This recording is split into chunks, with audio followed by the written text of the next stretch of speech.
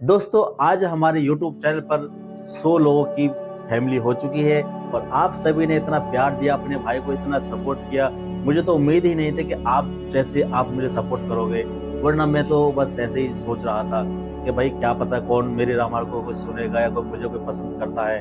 चलो कोई बात नहीं, वैसे आप सभी का तरफ प्यार है, धन्यवाद है आप सभी को। राम राम, जय श्री राम। और आप सभी के लिए दिल से धन्यवाद।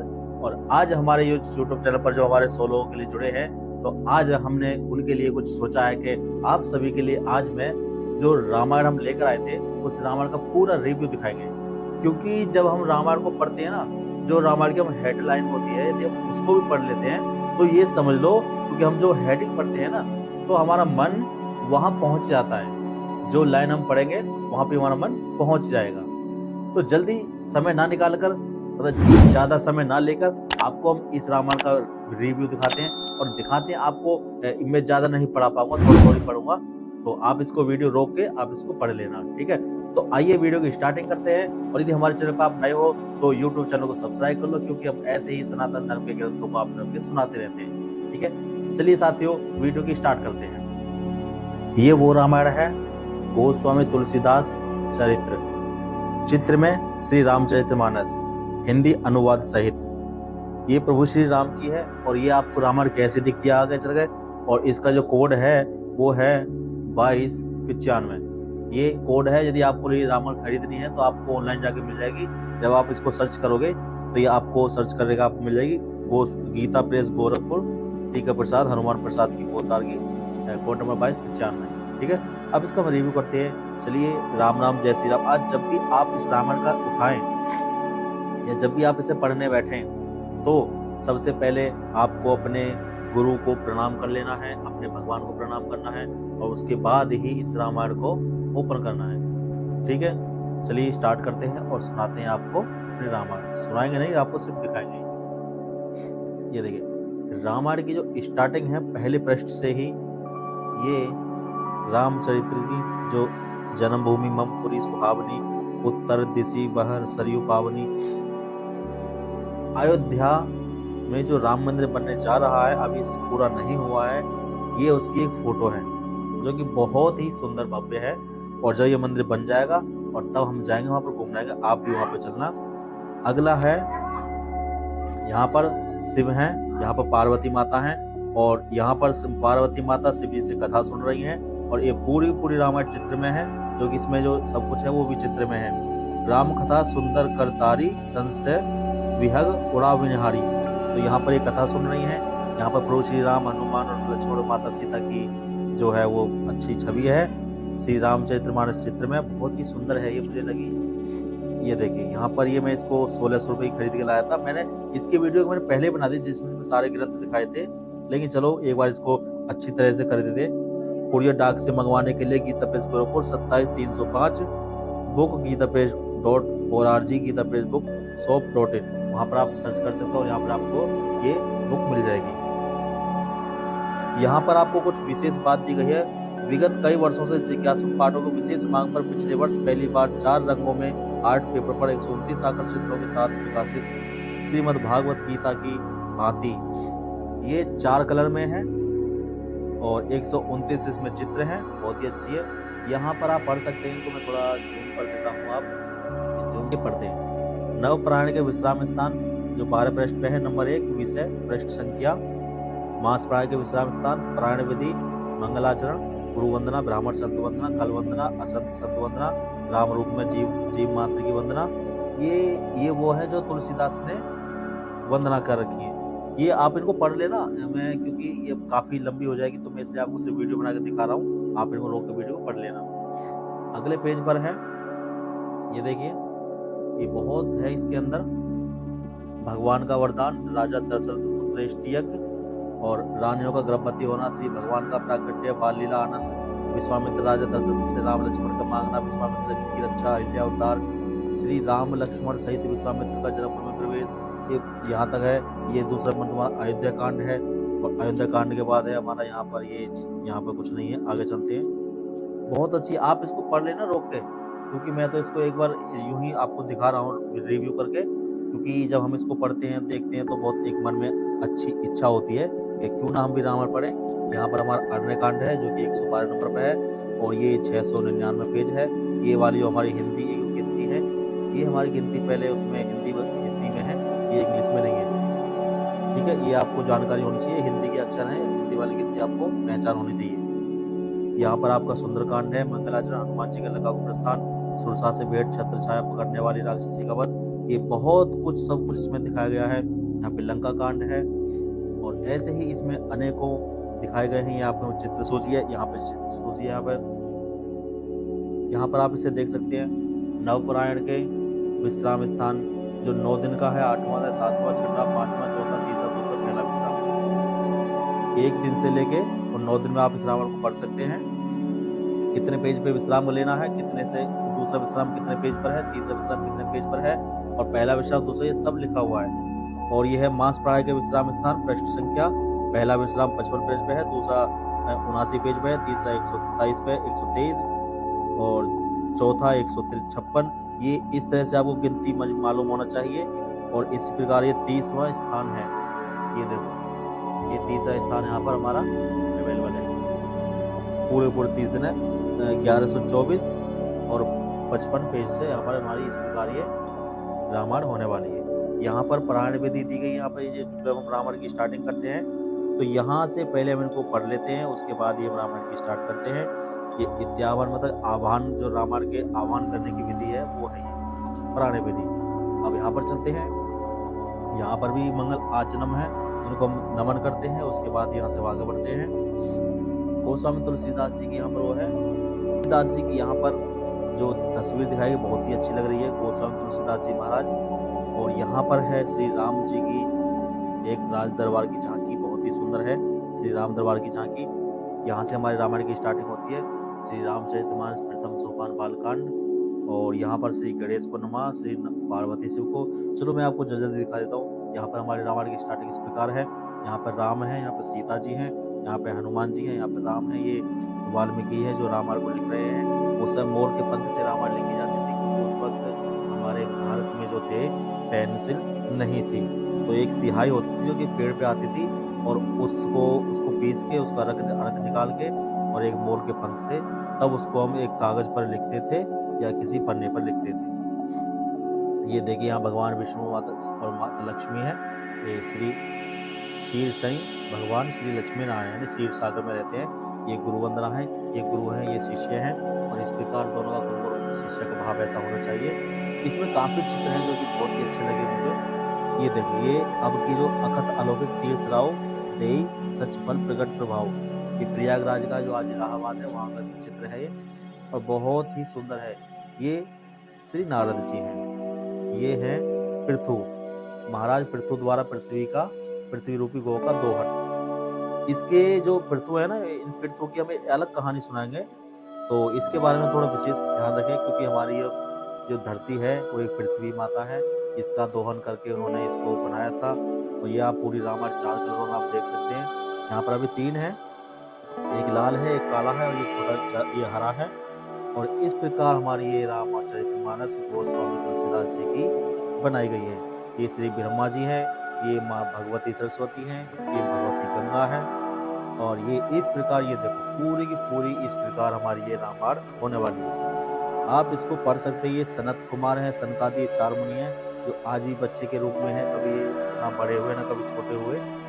और ये चरण वंदना है उनके, भगवान के चरणों में देखो हम चरण क्यों स्पर्श करते हैं, क्योंकि चरणों में कौन कौन विद्यमान रूप से रहते हैं, इसलिए हम गुरु के चरण छूते हैं, माता के चरण छूते हैं, पिता के चरण छूते हैं और जो अपने से बड़े होते हैं उन सब के चरण छूते हैं। तो श्री राम के चरण कमल है और भगवती सीता के चरण कमल है।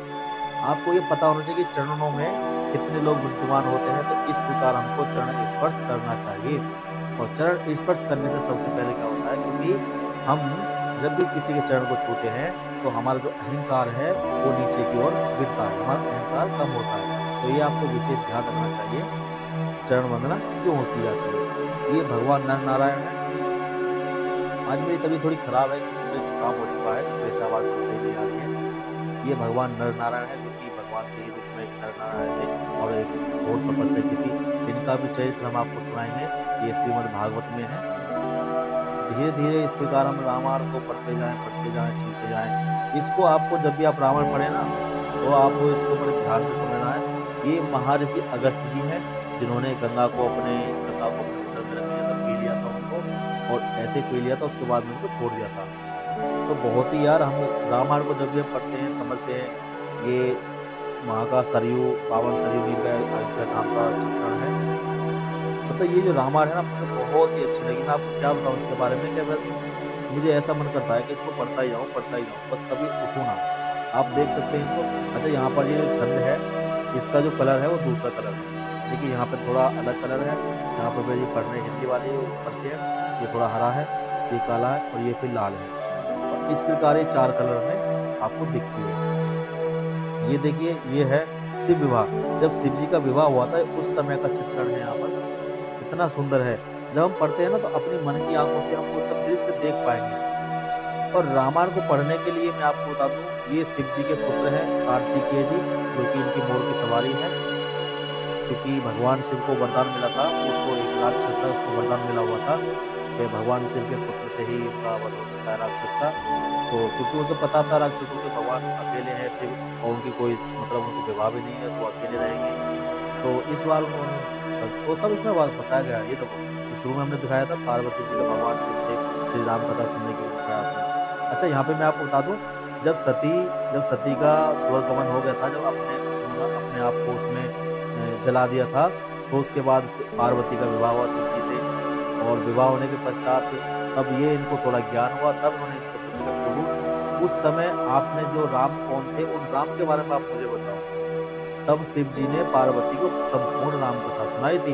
तब जाके पार्वती को संपूर्ण जब पता चला था उनको सब चीज़ के बारे में कि राम कौन है। और ऐसे ही यार हम इस रामायण को पढ़ते हैं, बस कितना बताएँ। और यहाँ पर माता की व्याकुलता ये देखिए, भगवान विष्णु हैं और ये एक राम के रूप में प्रकट हो चुके हैं। मतलब हम जब भी रामायण पढ़ते हैं ना, तो यहाँ पर एक-एक चित्रण दिखाया गया है कि आप किस प्रकार ये देखो भगवान की बाल लीला है। ये बचपन में राम जी कैसे रहते थे महल में और कैसे इन्होंने शिक्षा प्राप्त की। किस प्रकार अवध की विधियों में खेले खेले कंचे खेले कूड़े, यहाँ पे इनके खेलने की विधि राजा प्रजा ऐसे खेलते थे, उनके महाराजा। बड़ी सुंदर दृश्य थे उस समय के। और ये हमारी सरयू नदी है उसके पास में यहाँ पे खेलते हैं और उस गंगा किनारे यहाँ पे खेलते थे। आज के समय में और उस समय जब आप देखोगे, तो आप सोचोगे भाई कि वो ज़माना और था, वो समय और था। ये चारों भाई हैं, ये राम है, ये भरत है, ये लक्ष्मण है, ये शत्रुघ्न है। देखो राम और जो शत्रुघ्न है, वो जो राम और भरत हैं, वो एक रूप के हैं और राजा के दरबारी वो सब देख रहे हैं, कितना सुंदर नज़ारा होगा उस वक़्त ये देखो। यहाँ पर ये उनके गुरुजी हैं, विश्वामित्र और ये राम हैं, ये लक्ष्मण। राम का रंग जो था वो थोड़ा नीला था, मतलब वो थोड़े अलग रूप में थे। पूरी रामायण में आपको यहाँ पर दिखा देता हूँ। यहाँ पर इनका विवाह हुआ था, सीता जी राम हैं, ये इनके पिता हैं सीता जी के, जयमाला। यहाँ पर ये परशुराम संवाद है, ये सब आपको सुनाते रहेंगे, लेकिन रामायण को मैं आपको सुनाने के लिए मैं एक काम करता हूँ कि रामायण जब भी आप सुनो, तो ये देखो परशुराम संशय दूर करना, ये परशुराम का संशय दूर कर रहे हैं। ये देखो कितना अच्छा दृश्य होता था उस समय। मतलब गुरु अलग है, ये पता चलता था कि गुरु कौन है और शिष्य कौन है, राजा कौन है। और आज तो यही पता नहीं चलता कि भाई कौन क्या है। ये देखिए, इसमें बहुत सारे ऐसे वो हैं, जिन्हें हम पढ़ सकते हैं। क्योंकि भाई देखो रामायण हमारी संस्कारी है, जो हमें ये बताती है कि हम अपने जीवन को कैसे जिएँ, परिवार को कैसे आगे बढ़ाएँ। ये इनमें सब बताया गया है। जब तक हम रामायण को नहीं पढ़ेंगे, तब तक हम कुछ नहीं जानेंगे। और जो लोग मूर्ख हैं, जो लोग कहते हैं रामायण ऐसा कुछ नहीं है, ये बहुत से लोग हैं जो नहीं मानते हैं इसको, तो मैं उनसे कहता हूँ वो एक मूर्ख लोग हैं, वो उस बात को नहीं जानते।